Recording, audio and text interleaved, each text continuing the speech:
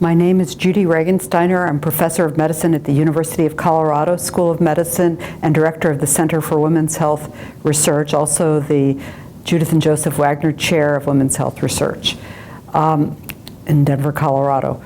I just presented at the International Academy of Cardiology annual scientific sessions held in Boston, and I talked about sex differences in prevention, diagnosis, and treatment of peripheral artery disease, and looking at all those things with regard to how well people do who have peripheral artery disease.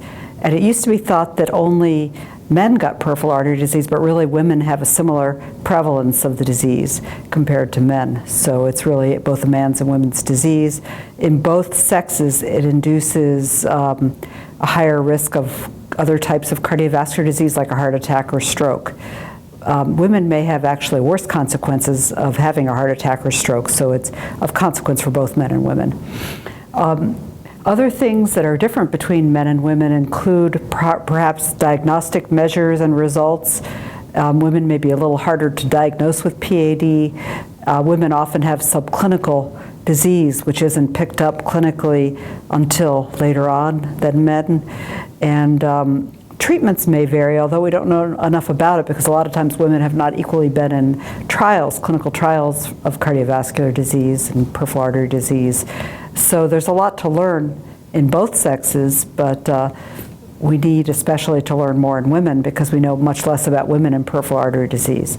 Some of the symptoms that men and women have are similar if they have claudication, but in fact, we know less about women with claudication than we do about men. So there's, again, a lot to learn in that area. With regard to the treatments for peripheral artery disease, the treatments include one medication, cilostazol, that treats symptoms, but not as well as exercise therapy. Exercise therapy, I think, is the best therapy in a lot of ways because it helps the heart as well as the legs if people have claudication.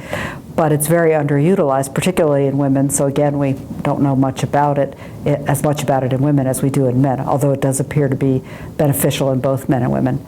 Interventional therapy in people with peripheral artery disease appears to work equally well in men and women, but it's less utilized in women than in men. So again, more to learn in that area. All patients with PAD should have all their risk factors for cardiovascular disease measured, and that's the ideal treatment. If they have symptoms, they should also have symptomatic therapy, either interventional therapy or exercise training. So that's it. Thank you very much. You're welcome.